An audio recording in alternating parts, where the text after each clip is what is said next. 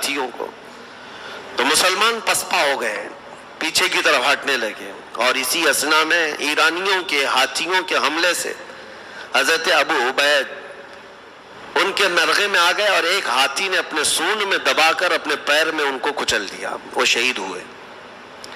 تو یہ مسلمانوں کی پسپائی ہوئی۔ حضرت عمر فاروق رضی اللہ تعالیٰ عنہ کو خبر ملی تو اس کا بڑا قلق ہوا، تقریباً 700 یا 800 کے قریب مسلمان وہاں شہید ہوئے، اور دریائے فرات ہے عراق میں اور دریائے دجلہ ہے۔ اب ان حالات کے چلتے ہوئے جنگیں کثرت سے چل رہی ہیں، پھر حضرت سعد بن ابی وقاص رضی اللہ تعالیٰ عنہ کو امیر مقرر کر کے سپہ سالار بنا کر حضرت عمر فاروق رضی اللہ تعالیٰ عنہ نے 20,000 کا لشکر تیار کیا۔ یہ مسلمانوں کا بڑا لشکر تھا، جس میں بدری صحابہ تھے، احد کے صحابہ تھے، فتح مکہ کے صحابہ تھے، یہ عظیم صحابہ اور شہزادے صحابہ کے جتنے تھے سب شامل تھے، اور اس میں اتنا جوش تھا کہ خود حضرت عمر فاروق دوڑے دوڑے اس جنگ میں آنا چاہتے تھے۔ آپ کو لوگوں نے روک دیا کہ مدینہ کو خالی نہیں کیا جا سکتا، آپ یہاں رہے۔ حضرت سعد بن ابی وقاص کو ایسی تنبیہ کر کے بھیجا تھا حضرت عمر نے کہ ہر منزل کا مجھے نقشہ کنٹینیو بھیجتے رہیں، یعنی بالکل کانٹیکٹ میں رہیں، اور ہر جگہ کیا کیا حالات ہیں قاصد کو فوری طور پر بھیجتے رہے۔ اس وقت نظام قاصد کا تھا، تو حضرت عمر کو عراق کے چپے چپے کا علم تھا، آپ نے جنگی ترتیب ایسی دی حضرت سعد بن ابی وقاص کو بھیج کر، یہ وہی فوج ہے میرے عزیزوں تاریخ کی جو عراق کی سرزمین پر اتری اور ایرانیوں کے مقابل میں آئی۔ تو ایرانیوں نے مہران اور جازوہ نام کے 2 بڑے سپہ سالاروں کو بھیجا تھا، تقریباً 1 لاکھ کی فوج دے کر، اور یہ ہے جنگ قادسیہ جو مشہور ہے جنگوں میں۔ جنگ قادسیہ کا نام اگر آپ سرچ کریں تو آپ کو پتہ چل جائے گا، ایک بہت ہی عظیم جنگ لڑی گئی، آسان نہیں تھی۔ 20,000 صحابہ، اور اس کے بعد ان کی 1 لاکھ کی نہیں بلکہ 2 لاکھ کی فوج ہو گئی، اور ان میں ہاتھی، بڑے بڑے قسم کے پہلوان سب جمع ہوئے۔ قادسیہ کا یہ میدان حضرت سعد بن ابی وقاص کی سپہ سالاری میں لڑا جانا تھا۔ پہلا ہی دن ایسا تھا کہ کثرت سے مسلمان شہید ہوئے، لیکن پیچھے نہیں ہٹے جنگ قادسیہ میں، اور یہ جنگ ایسی تھی جہاں صحابہ اپنا جگر نکال کر رکھ چکے تھے۔ کئی ایسے صحابہ ہیں جن کی قربانیوں کو ذکر کرنے کے لیے طویل وقت درکار ہے، طویل وقت۔ جنگ قادسیہ میں ایک صحابی حضرت خنسا، یہ پہلے زمانے جاہلیت کی شاعرہ تھیں، شعر و شاعری کرتی تھی، اور ان کی شعر و شاعری ایسی مشہور تھی جب کوئی مرتا تھا عرب میں تو اس پر مرثیہ بولا جاتا تھا۔ مرثیہ ماتم کرنے کے لیے، رولانے کے لیے شعر بولتے تھے۔ تو یہ خنسا اس بات میں مشہور تھی، جب ان کے بھائی کا انتقال ہوا تھا اور ایک بار باپ کا انتقال ہوا تھا، تو اپنے بھائی اور باپ کے انتقال کے وقت جو انہوں نے مرثیے پڑھے تھے، عرب لوگ 2 سال تک سن کر روتے تھے۔ انہوں نے 2 سال تک رلایا ہے، نئے نئے شعر بول بول کر کے لوگوں کو رلایا، جیسے آج ماتم کی مجلسوں میں رلایا جاتا ہے۔ تو اس وقت یہ ماتم کا رواج تھا، نوحہ کرتی تھیں عورتیں، اور عرب کی جاہلیت میں مرنے پر اس طرح کے مرثیے پڑھے جاتے تھے۔ یہ وہ خنسا ہیں جو زمانے جاہلیت کی مشہور شاعرہ۔ اللہ اکبر، دین اسلام جب کسی کے سینے میں داخل ہوتا ہے تو تبدیلی کیسے آتی ہے۔ یہ وہی خنسا ہیں جنگ قادسیہ کے لیے جب مدینے میں صحابہ جمع ہو رہے تھے، یہ خاتون دوڑی دوڑی حضرت عمر کے پاس آئی اور کہا میرے 4 بیٹے، میں چاروں کو بھیجنا چاہتی ہوں۔ 4 لڑکے۔ لوگوں نے تو یہ دیکھا حضرت خنسا صحابیاں ایمان لا چکی ہیں، 4 جوان بیٹوں کا ہاتھ پکڑ کر کے جنگ میں لے آئی تھیں۔ اب یہ مرثیے کے شعر نہیں پڑھتی تھیں، غم کے اشعار نہیں پڑھتی تھیں، بلکہ جب مجاہدین میدان میں اترتے تھے ان کو جوش دلانے کے ایسے اشعار پڑھتی کہ کوئی پیچھے مڑنا بھی پسند نہیں کرتا تھا۔ عورت بول رہی ہے، عورت کے شعر و شاعری ہیں، تو اپنے بیٹوں کو اپنے اشعار سے ایسا مضبوط کر کے میدان میں اتاری تھیں۔ کہاں ہیں وہ مائیں آج بچوں کے لیے خوف زدہ ہوتی ہیں؟ کہاں وہ ماں ہے جو 4 جوان بیٹوں کو میدان میں اتار کر پھر پیچھے کھڑی ہو کر شعر و شاعری بھی کر رہی ہیں صرف اس بات پر کہ تم دنیا کی اس عظیم قوم سے وابستہ ہو جس کا امیر محمد رسول اللہ ہے، جس کے رسول محمد رسول اللہ ہیں۔ وہ شعر میں ایسی باتیں کہتی۔ اتفاق ایسا ہے کہ اس جنگ قادسیہ میں حضرت خنسا کے چاروں بیٹے شہید ہوئے، 4 بیٹے ایک ساتھ انتقال کیے ہیں۔ تو عرب میں یہ بات پھیل گئی کہ خنسا اب کیسے مرثیہ پڑے گی، بھائی کی موت پر تو 2 سال رلایا، باپ کی موت پر تو 2 سال رلایا، 4 بیٹے مر گئے، اب کیا پڑے گی اور کتنا رلائے گی۔ لوگوں نے آ کر کہا اب کون سے مرثیہ پڑھو گی؟ حضرت خنسا نے کہا 4 بیٹوں کی موت پر اب میں یہ پڑھوں گی انا للہ و انا الیہ راجعون۔ بس ہم اللہ کے لیے ہیں اور اللہ ہی کی طرف لوٹنے والے ہیں۔ اسلام پورا دل بدل دیتا ہے، زمانے جاہلیت کے سارے کام بدل جاتے ہیں۔ یہ آج کیسی بات ہے کہ اسلام میں پیدا ہوئے، اسلام میں بڑھے ہو، لیکن جاہلیت کے افعال اور کردار آج بھی تمہارے اندر پائے جاتے ہیں، کچھ ہندوؤں کے، کچھ کرسچنوں کے، کچھ پتہ نہیں کہاں کہاں کے۔ تمہارے گھروں میں یہ سب رسومات گھر کرنے لگ گئے۔ وہ ایسے تھے کہ دین میں آنے کے بعد پرانی ساری چیزیں ایسے نکال دیتے تھے، تبدیلی آتی تھی۔ جنگ قادسیہ ہے، جنگ قادسیہ میں سعد ابن ابی وقاص نے بڑی جواں مردی کے ساتھ سپہ سالاری کا حق ادا کیا، اور اس میں بہت سارے صحابہ شہید ہوئے۔ یہ 3 دن تک چلی جنگ، اور اس کے بعد حضرت اسماء کی یہاں پر وہ کارکردگی بیان کے قابل ہے۔ حضرت اسماء یہ صدیق اکبر کی بیٹی، انہوں نے دیکھا یہاں پر حضرت اسماء رضی اللہ تعالیٰ عنہ کی یہ کارکردگی بیان کی جاتی ہے، وہ جنگ قادسیہ میں ہو کہ جنگ یرموک میں ہو۔ لیکن بہرحال میں بیچ میں یہ صحابہ کے ساتھ ان صحابیات کی کارکردگی بتاتا ہوں کہ وہ سب عورتوں کے خیموں میں آئیں اور کہا اے عورتوں جمع ہو جاؤ، کیا چاہتی ہو؟ ہمارے پاس 2 ہی راستے ہیں، اگر ہمارے مرد جتنے ہیں شہید ہو گئے، اگر یہ مارے گئے تو ہمارے پاس 2 ہی راستے ہیں، یا تو دشمن قوم کی باندی بن جائیں گی ہم، وہ غلام بنا کر ہمیں لے جائیں گے کنیز بنا کر، کفار و مشرکین کے ہاتھوں میں باندی بن کر کے رہنا پڑے گا، یا اگر بچ کر کے واپس بھی جاؤ گی تو بیوہ بن کر کے رہنا پڑے گا۔ 2 میں سے ایک چیز ہے تمہارے پاس۔ عورتوں نے پوچھا کیا کرنا ہے؟ کہا اٹھو اور اپنے جوانوں کو جوش دلاؤ۔ تو ان کے جو خیمے لگتے تھے، جھوپڑیاں ہوتی تھی، 4 لکڑیاں گاڑ کر کے اس پر پردہ ڈال کر خیمے بنائے جاتے تھے۔ حضرت اسماء نے کہا 4 عورتیں خیمے کی 4 چوب لکڑیاں اٹھائیں اور دوڑ پڑیں۔ تو عورتیں وہ خیمہ اکھاڑ کر کے میدان میں دوڑتی تھیں۔ شام کا وقت تھا اور یہ جو لشکر مقابل میں تھا یہ دیکھ کر کے گھبرا گیا۔ انہوں نے کہا کہ نہ اس میں انسان نظر آتا ہے نہ کوئی فوجی ہے، یہ تو جھوپڑیاں خود ہی چلتی آ رہی ہیں، یہ گھر چلتے ہوئے آ رہے ہیں ہماری طرف۔ ایسی بھگدڑ مچی تھی ان کے اندر کہ وہ آپس میں ایک دوسرے کے اوپر گرتے پڑتے تھے، پتہ نہیں ان کے جانور کتنے ان کو کچل گئے ہیں۔ ان کے اس کردار پر مسلمانوں کو فتح عظیم حاصل ہوئی تھی۔ جنگ قادسیہ کے بعد ایران میں ایسی بات پھیل گئی کہ اب ایرانیوں کی طاقت ختم ہونے لگی۔ میرے عزیزو، ایک جنگ میں 10 ہزار ایرانی مارے گئے ہیں، یہ معمولی بات نہیں تھی۔ اس وقت ان کے دور میں کبھی 2000 کبھی 10,000 مقابل میں ہوتے رہے۔ اب اس کے بعد مسلمانوں کا یہ جب میں غفیر سعد ابن ابی وقاص کے ساتھ دریائے دجلہ پر آیا، اب تاریخ کی وہ اہم بات میں عرض کرنے جا رہا ہوں، دور فاروقی کی۔ یہ عراق پورا فتح کر چکے تھے، اب ایران کی سرحد کے اندر داخل ہونا تھا۔ اب بچا کچا ایران جو پرشین امپائر ہے، انہوں نے اپنے ایران کو سنبھال رکھا تھا، دور دور سرحدیں پھیلی تھی، مسلمان چلتے چلتے سرحدوں میں اندر آ گئے تھے۔ جو آج کا ایران ہے، اتنا ایران بچا ان کے ہاتھوں میں بچا تھا۔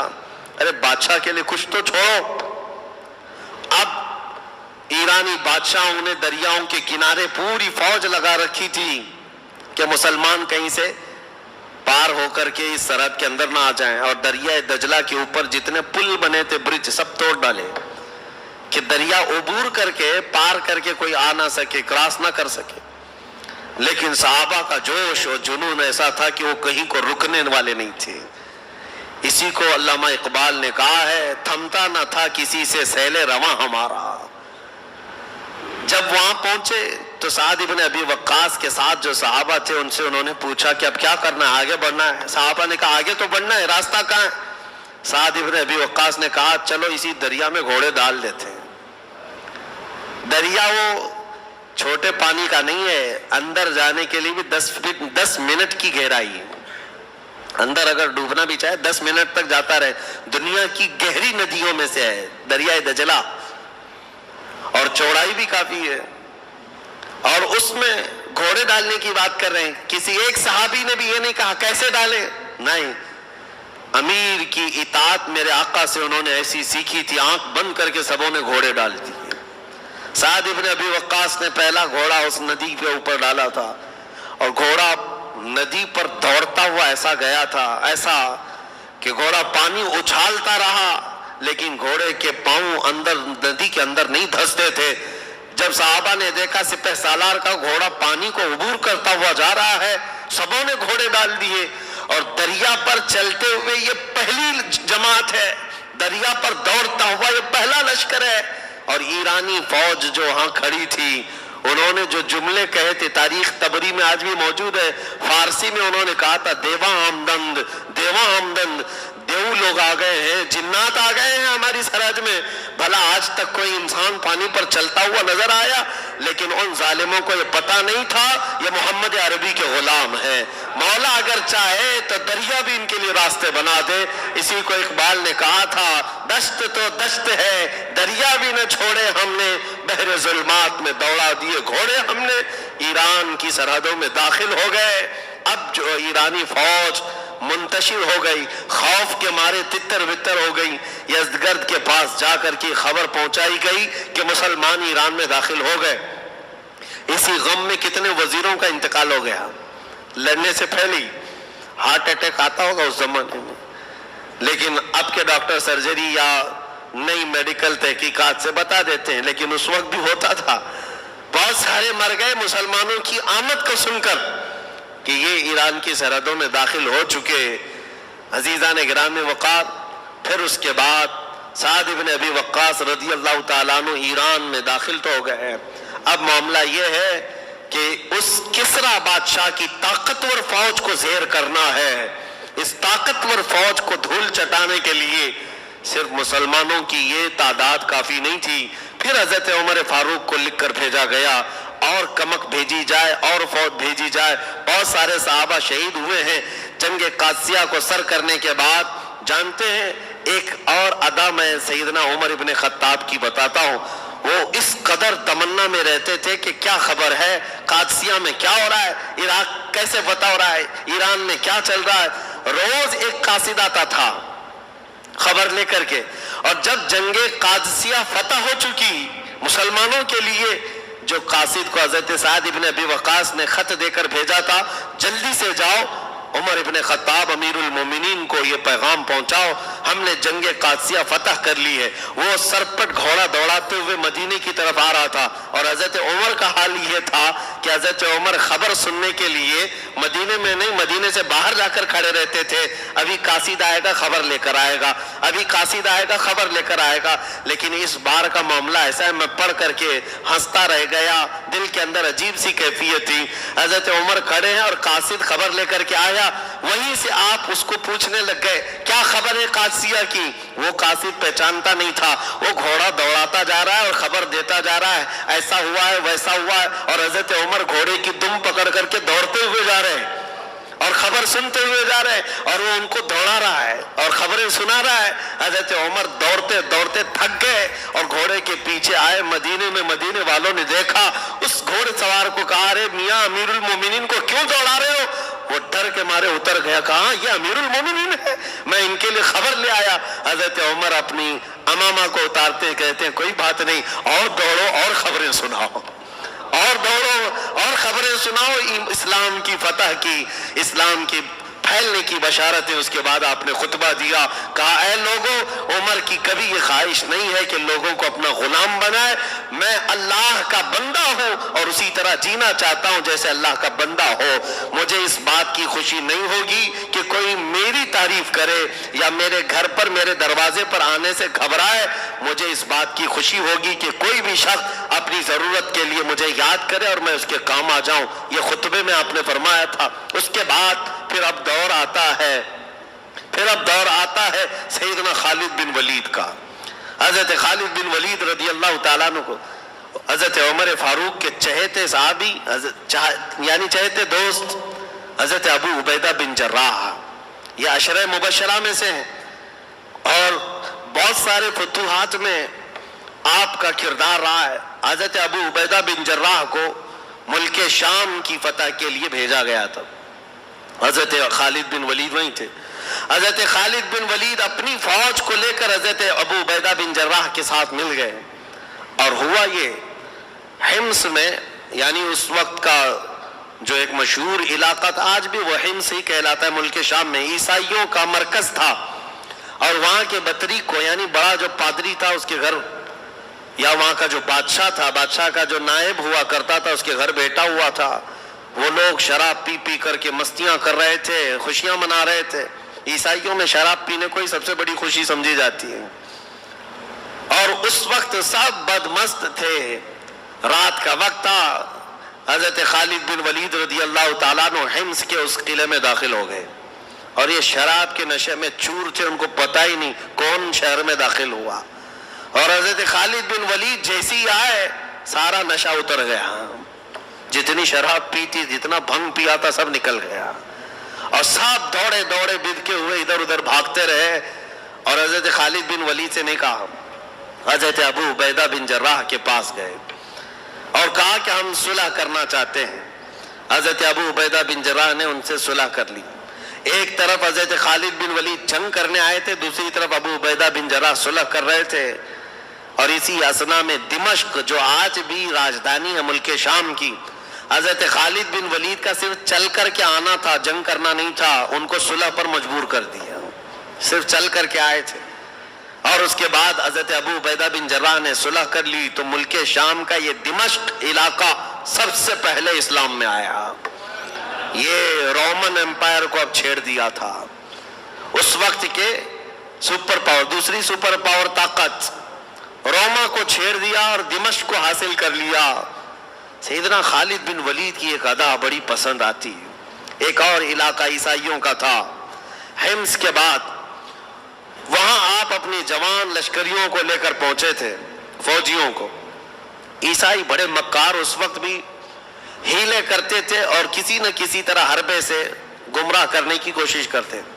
انہوں نے دیکھا دمشق ہمارے ہاتھ سے گیا ہے، حمص چلا گیا ہے، اور جس علاقے میں حضرت خالد بن ولید آئے وہاں عیسائیوں کا ایک مضبوط قلعہ تھا اور شہر کے اطراف قلعہ بنایا جاتا تھا۔ قلعہ کیسے ہوتا تھا؟ پوری دیواریں بنا دی جاتی تھی شہر کے اطراف، بڑی بڑی دیواریں، اور ان دیواروں کے اندر پورا شہر آباد ہوتا تھا۔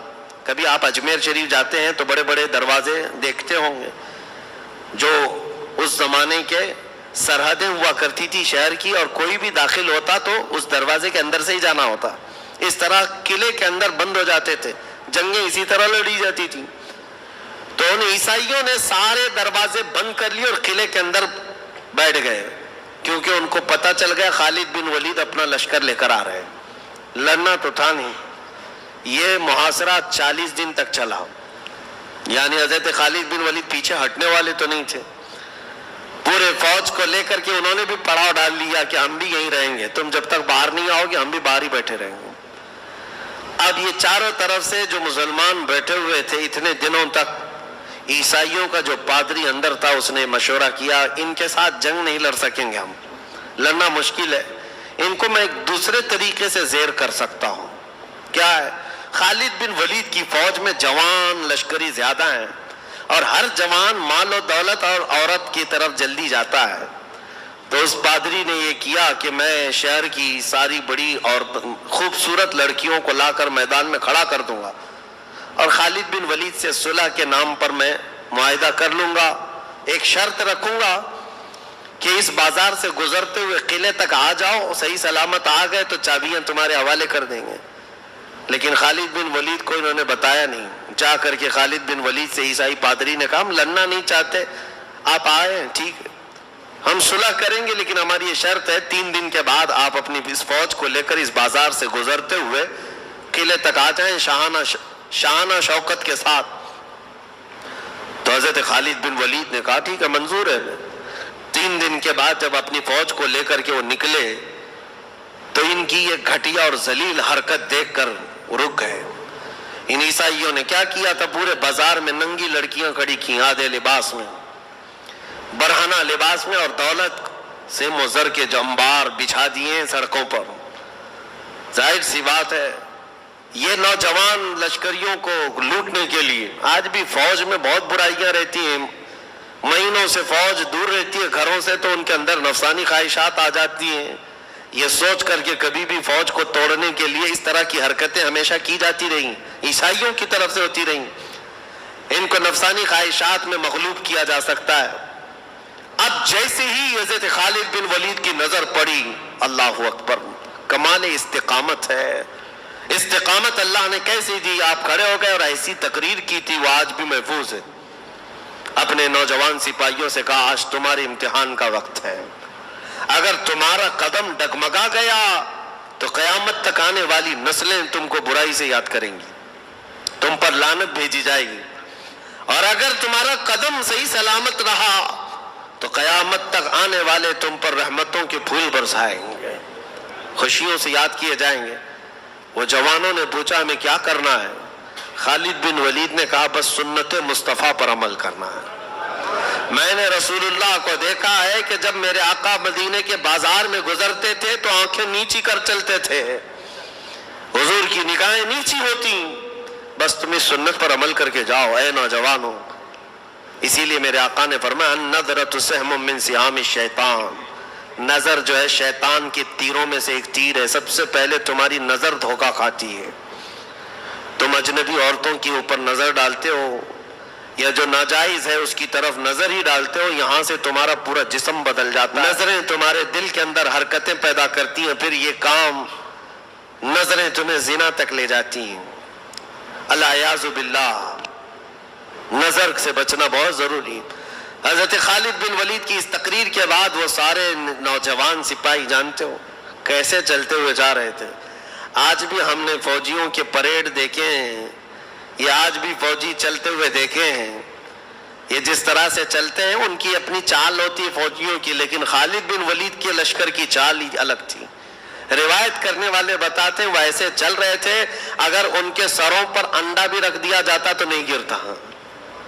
اس طرح سے ساکت و جامد سیدھے سیدھے چلے گئے.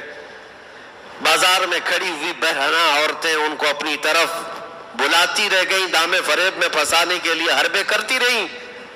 ایک جوان نے بھی نظر اٹھا کر دیکھا ہو, کسی نے نہیں دیکھا. پورا بازار سر کر لیا اور قلعے کے پھاٹک تک پہنچ گئے. ادھر یہ عیسائی بدماش شراب پی رہے تھے اور سوچ رہے تھے یہ بہک گئے ہوں گے, بھٹک گئے ہوں گے, اور اس فتنے میں وہ مبتلا ہو گئے ہوں گے اور ہماری فوج ان کا مقابلہ کر سکے گی جب یہ عیاش ہو جائیں گے. لیکن سب کو صحیح سلامت قلعے کے پھاٹک پر پہنچے ہوئے دیکھا. عیسائی پادری ہکا بکا رہ گیا, چابیاں لایا اور خالد بن ولید کے ہاتھ میں دے دیا, کہا لے لو یہ تمہاری ہیں, آپ اس قلعے کے مالک ہیں, لیکن آپ قلعے کا دروازہ کھولنے سے پہلے مجھے بھی اسلام میں داخل کر لو.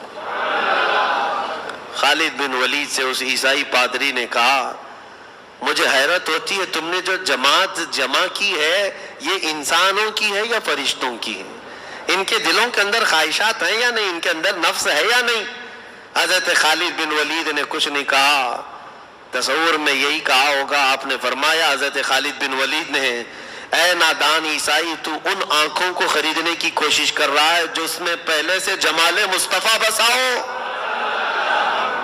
حضور اکرم صلی اللہ تعالی علیہ وسلم کو جن آنکھوں نے دیکھا ہو ان کے سامنے بھلا دنیا کا حسن کیا معنی رکھتا ہے. کون نظروں پہ چڑھے دیکھ کے تلوا تیرا. اعلیٰ حضرت نے سچ کہا ہے, یا رسول اللہ صلی اللہ تعالی علیہ وسلم، تیرے قدموں میں جو ہے غیر کا منہ کیا دیکھیں؟ حضور کے قدموں میں جو ہے وہ غیر کا منہ کیا دیکھیں؟ کون نظروں میں جچے دیکھ کے تلوا تیرا؟ یا رسول اللہ، تلوے کا حال یہ ہے کہ آپ کا تلوا دیکھ لوں تو کسی کا چہرہ اچھا نہ لگے۔ وہ نبی کریم صلی اللہ تعالی علیہ وسلم کے حسن و جمال کے شیدائی صحابہ کو کوئی خرید نہ سکا۔ سیدنا خالد بن ولید نے یہ قلعہ بھی فتح کر لیا، فتوحات بڑھتی گئی۔ میں کہہ رہا ہوں اس وقت کی دو سپر پاور طاقتوں کو ٹکر دینے والے خالد بن ولید پھر ایران میں بھی داخل ہو گئے، ایران کی بچی کچی سلطنتوں کو اکھیڑ کر پھینک دیا، ایران میں پرچم اسلام لہرانے لگا۔ پھر حضرت خالد بن ولید رضی اللہ تعالیٰ عنہ روم کو چھیڑ ہی چکے تھے۔ روم کے اندر جو بادشاہوں کا دور تھا، ہرقل موجود تھا، عظیم الروم جس کو کہتے ہیں، ان کی حالت بڑی گمبھیر تھی، یہ کہیں جنگ کرنے کو نہیں تیار تھے۔ سپر پاور جہاں بات آتی کہتے مسلمانوں سے ہم پہلے صلح کر لیں گے، ٹیکس دینا ہے ٹیکس دیں گے، مال دینا ہے مال دیں گے۔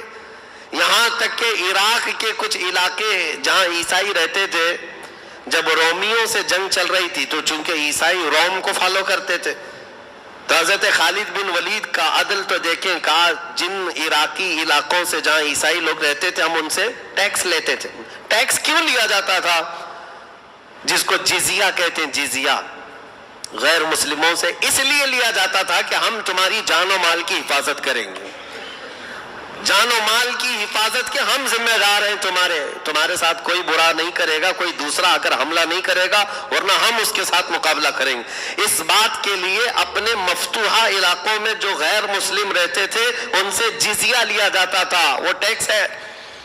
آج ٹی وی اینکر بیٹھ کر کے ڈیبیٹ کرواتے ہیں اس بات پر، جزیہ، ان کو جزیہ بولنا بھی نہیں آتا، جزیہ کہتے رہتے ہیں، اور اس پر منہ پھاڑ کر کے کہتے رہتے ہیں کہ یہ جزیہ لیتے تھے مسلمان، جزیہ لیتے تھے غیر مسلموں سے۔ کیا ظلم نہیں ہے؟ مسلمانوں سے نہیں لیتے تھے لیکن غیر مسلموں سے لیتے تھے۔ ارے نادانوں، آج بھی یہ سسٹم ہے، آج بھی یہ سسٹم ہے۔ ہمارا ملک خود ہم سے ٹیکس لیتا ہے، چاہے یہاں ہندو ہو کہ مسلمان ہو، کوئی بھی ہو، اور کس بات کے لیے لیتا ہے؟ کیا یہ تاناشاہی ہے؟ ہوگی، لیکن اصل اس کا مقصد ٹیکس لینے کا یہ ہوتا ہے کہ حکومت ہر شہری کی حفاظت کی ذمہ دار ہوتی ہے، کہ تمہاری حفاظت ہماری ذمہ ہے، اس کے لیے ٹیکس دیا جاتا ہے حکومتوں کو۔ جزیہ بھی یہی تھا۔ میں بات کیا کہہ رہا تھا، بیچ میں رہ نہ جائے۔ خالد بن ولید نے کچھ علاقوں میں جو عیسائی تھے ان سے ٹیکس لے رہے تھے پچھلے 2 سال سے، جو امیر وہاں پر گورنر تھے ان سے کہا ان کا جزیہ مال پورا واپس کر دو، ہم ٹیکس نہیں لیں گے۔ کیوں؟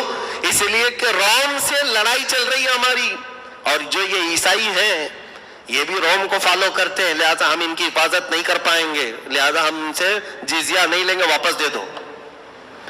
جیسے ہی ان صحابہ نے جزیہ واپس دینا شروع کیا، عراق کے کچھ علاقوں میں جو عیسائی رہتے تھے، روایت میں موجود ہے، سارے کے سارے عیسائی رو رو کر کے دعائیں کرتے تھے کہ مسلمانوں کی حکومت پھر سے آ جائے، مسلمانوں کی حکومت آ جائے، روم مغلوب ہو جائے، کیونکہ یہ ہمارے جان و مال کی جس طرح حفاظت کرتے ہیں، ہمیں دوسروں سے ڈر لگتا ہے، دوسرا کوئی بھی درندہ آئے گا ہمیں لوٹ لے گا۔ روایتوں میں موجود ہے وہ عیسائی، وہ روم کو فالو کرنے والے مال لے لے کر کے قطاروں میں کھڑے ہوتے ہیں اور کہتے ہم سے جزیہ لے لو تاکہ ہماری حفاظت کا ذمہ ہو جائے۔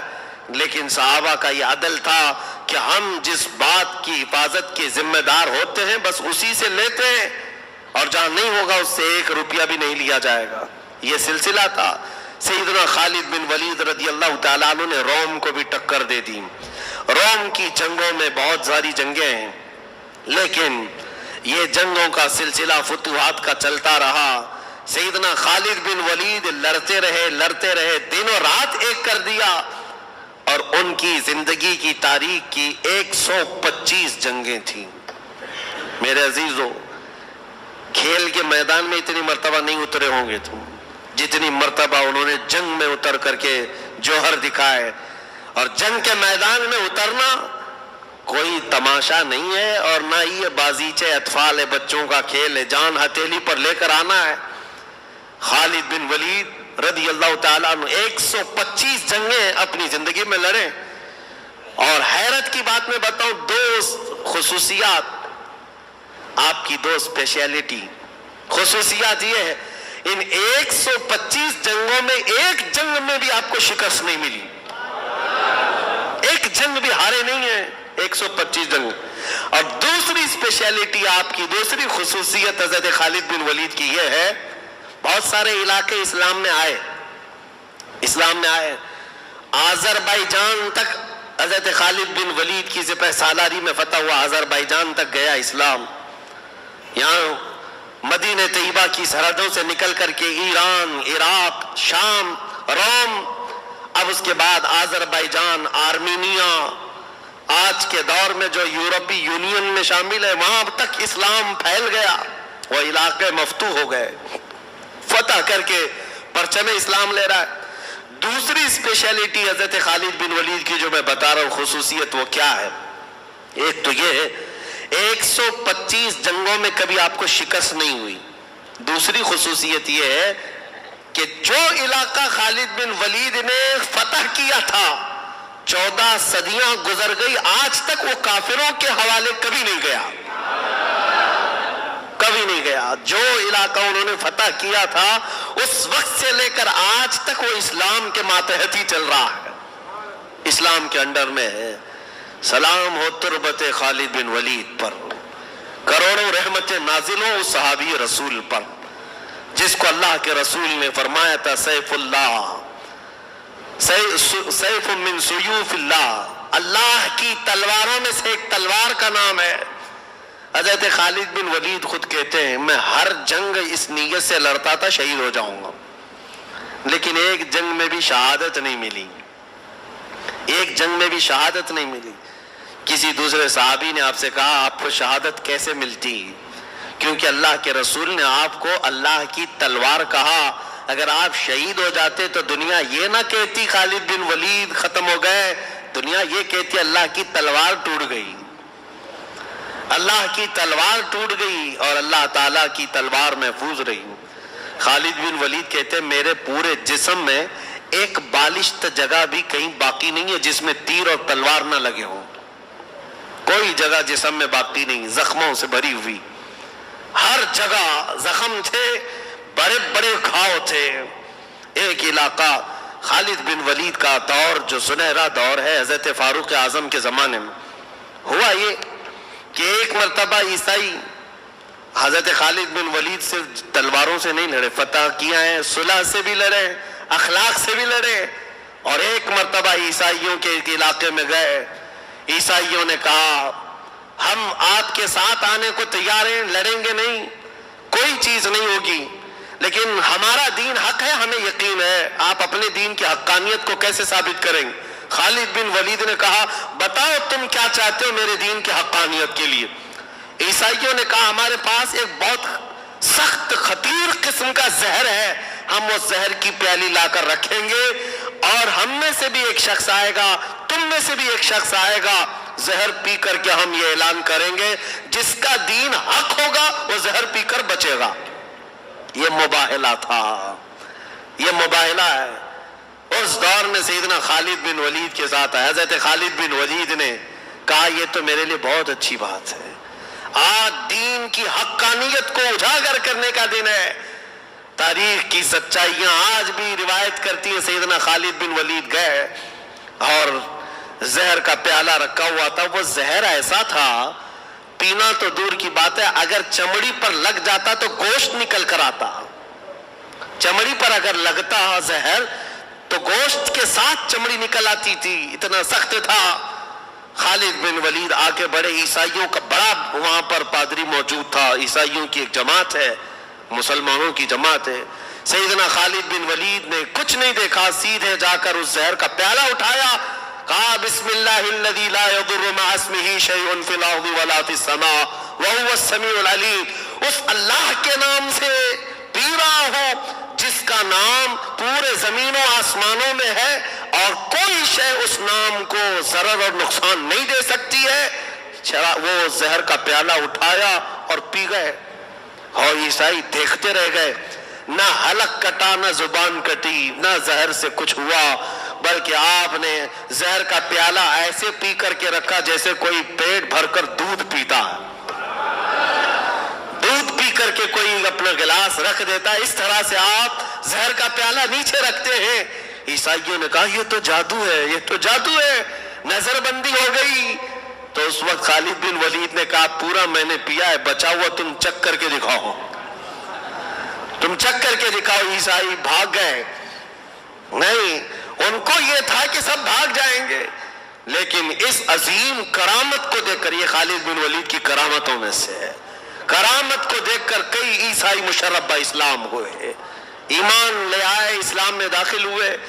خالد بن ولید رضی اللہ تعالیٰ عنہ نے اس دور میں، دور فاروقی میں، اتنے علاقے فتح کیے جن کے نام شمار کرنا آج ہمارے لیے مشکل ہے۔ انہوں نے پریکٹیکل چل کر کے فتح کیے ہیں۔ آج حیرت ہے مسلمانوں کو، جماعتوں کو، جوانوں کو، کہ کم از کم وہ 2-4 علاقے تو یاد رکھتے جن کو انہوں نے فتح کیا ہے، وہ بھی تمہیں یاد نہیں۔ تم کیا یاد رکھتے ہو؟ تمہیں تو فٹ بال گراؤنڈ یاد ہے، تمہیں تو ورلڈ کپ کہاں ہوتا ہے کہاں ہے نہیں ہے یہ یاد رہ جاتا ہے، کون سے سال کا ورلڈ کپ کہاں کھیلا گیا یہ سب یاد رکھ جاتے ہو، یہ مجرا کرنے والے ایکٹروں کے ڈائلاگ یاد رکھ جاتے ہو، جہنمی لوگوں کے ان طبقات کے سارے افعال و کردار یاد رکھتے ہو۔ اس بطل جلیل عظیم بہادر، اس سے بہترین بہادر پوری تاریخ میں کوئی نہیں ہوگا۔ آج کے نوجوانوں کو چاہیے کہ فخر کرنے کے لیے ہمارے پاس سب سے بڑی ایک شخصیت تھی، وہ خالد بن ولید کی تھی، اللہ کی تلواروں میں سے ایک تلوار۔ ان کا نام لیتے، بلکہ میں تو اپنی تقریروں میں پہلے سے کہتا آیا بچپن سے، کوئی اگر بزدل ہے تو اس پر 11 بار خالد بن ولید کا نام پڑھو، شاید بزدلی ختم ہو جائے، دل کے اندر سے خوف نکل جائے۔ میں یہ اس لیے کہہ رہا ہوں کہ کم از کم تم اپنی تاریخ، اپنے اسلاف کو یاد کرتے، بچوں کو گڑی گڑیا کے قصے، چور پولیس کے قصے سنانے چھوڑ دو، خالد بن ولید اور صلاح الدین ایوبی کو سناؤ۔ بچے جوان ہوں گے تو ڈرپوک نہیں پیدا ہوں گے انشاءاللہ۔ ہم یہاں پر سیریل اور ان کے ہاتھوں میں گیم پکڑا کر بیٹھے ہوئے ہیں، اور میرے عزیزوں خالد بن ولید کی ان فتوحات کو سننے کے بعد ذرا اپنے دامن میں جھانک کر کے بھی دیکھنا، تمہاری زندگی میں کوئی جنگ تو آئی بھی نہیں، وہ جنگوں میں اتر گئے تھے۔ ہاں آج کے جوان لڑتے ہیں گیم میں، بہت ماہر ہیں گیم میں، ایسے لڑتے ہیں پتہ نہیں کتنے اسٹیچو کو سلا دیتے ہیں، اور پب جی کے تو ایسے دیوانے رہ گئے تھے کہ ایسا لگتا تھا کہ وہ جتنے اس میں کارٹون آتے ہیں ان کو مارتے مرتے کب اس کی موت آنے والی پتہ نہیں چلتا۔ ان کے دلوں میں رچ بس گیا جیسے بنی اسرائیل کے دلوں میں بچڑے کی پوجا رچ بس گئی تھی۔ پب جی گیم اور پتہ نہیں کتنے ایسے گیم، ان جوانوں نے یہی سمجھ لیا ہے، ارے نادانوں کھاتے بہت زیادہ ہو، دودھ بھی پیتے ہو، اخروٹ بادام کاجو سب کھاتے ہو، جیم میں جا کے ورک آؤٹ کرتے ہو، شرم کرو تمہیں اللہ تعالیٰ نے طاقت گیم کھیلنے کے لیے نہیں دی ہے، گیم کھیلنے کے لیے نہیں دی ہے۔ آج جنگ اگرچہ نہیں ہو رہی ہے لیکن اس دور کا پہلوان وہ ہے جو صبح کے وقت بستر چھوڑے اور فجر کی 2 رکعت ادا کرے۔ سیدنا علی کرم اللہ وجہہ الکریم نے فرمایا میرے نزدیک وہ طاقتور شخص ہے، وہ طاقتور شخص ہے، اور اللہ کے حبیب صلی اللہ تعالیٰ علیہ وسلم کا یہ فرمان ہے میری امت جب تک گھوڑے کی پیٹھ اور فجر کی جماعت نہیں چھوڑے گی اللہ اس پر کسی بھی قوم کو غلبہ نہیں عطا کرے گا، کبھی کوئی قوم تم پر غالب نہیں آئے گی۔ حضرت خالد بن ولید کا یہ دور، لیکن تاریخ کی سچائیاں ہیں، سیدنا عمر فاروق رضی اللہ تعالیٰ عنہ کے دور خلافت میں یہ فتوحات ہوئیں، چاہے سعد بن ابی وقاص امیر ہو، ابو عبیدہ بن جراح امیر ہو، یا خالد بن ولید امیر لشکر ہو، کوئی بھی ہو، لیکن دور تو فاروق اعظم کا ہی تھا، خلافت تو ان کی تھی، سپہ سالار لڑا ہے جنگوں میں لیکن خلافت کا دور یاد کیا جائے گا، کیونکہ انہی کی مرضی سے انہی کی منشا سے سب چلے جاتے تھے۔ لیکن میں نے سب سے پہلے تقریر میں شروعات اس بات پر کی تھی کہ سیدنا عمر فاروق کی مزاج میں سختی بہت تھی، رائے لینے کا، فیصلہ لینے کا آپ کے اندر ایسا جذبہ تھا وہ کسی کی روح رعایت نہیں کرتے، اور اسی سختی اور صلابت کی وجہ سے کئی صحابہ پر بھی اس کا اثر پڑا ہے. حضرت خالد بن ولید جو سپہ سالار تھے، نامزد سپہ سالار تھے، مسلمانوں کے عظیم لشکر کو وہ امیری کیا کرتے تھے، لیکن ایک دور آیا 17 ہجری تھی، یعنی حضرت عمر فاروق رضی اللہ تعالیٰ عنہ کی خلافت کے تقریباً 5 سال گزر چکے تھے. اس کے بعد سیدنا خالد بن ولید رضی اللہ تعالیٰ عنہ کے معزولی کا لیٹر جاری ہو گیا، ان کو معزول کیا جائے. اس واقعے کو لے کر مستشرقین جو ہے ایک جماعت ہے یہودیوں کی، جن کو اورینٹلائز کہا جاتا ہے، یہ اسلام کے متعلق بہت سارے مطالعہ کرتے ہیں اور پڑھتے ہیں، حدیث بھی پڑھتے ہیں، فقہ بھی، قرآن بھی، تفسیر بھی، اور پھر مسلمانوں میں اعتراضات ڈھونڈ کر کے شک پیدا کرنے کے لیے کتابیں لکھتے ہیں اور دماغوں میں یہ چیزیں پیدا کرتے ہیں، جماعتیں بناتے ہیں. مستشرقین یہ بہت زیادہ ان چیزوں کو اٹھاتے ہیں. خالد بن ولید کو معزول کر دیا عمر ابن خطاب نے، اور یہ کہتے ہیں ان کے خلافت کے دور کا یہ بہت ہی ایسا کام تھا جو پسپائی کی طرف مسلمانوں کو لے جاتا ہے، یا مسلمانوں میں اس چیز کا ایسا اثر پڑ سکتا تھا جو ان کو کمزور کر دے. یہ باتیں بہت اٹھاتے ہیں، لیکن فرق کچھ نہیں تھا. ان کے معاملات تھے، کیونکہ خلیفہ وقت تھے اور ان کی اطاعت ضروری تھی. حضرت خالد بن ولید رضی اللہ تعالیٰ عنہ کے کچھ معاملات تھے. کس بات پر؟ حالانکہ مشاجرات کے متعلق بیان نہیں کرنا چاہیے، نہ ہی لڑائیاں تھیں. حضرت خالد بن ولید میں حضرت عمر میں کوئی لڑائی نہیں تھی. وہ ان کو خلیفہ اجل، خلیفہ وقت اور خلیفہ برحق سمجھتے تھے، اور ان کی اطاعت میں 5 سال گزارے ہیں.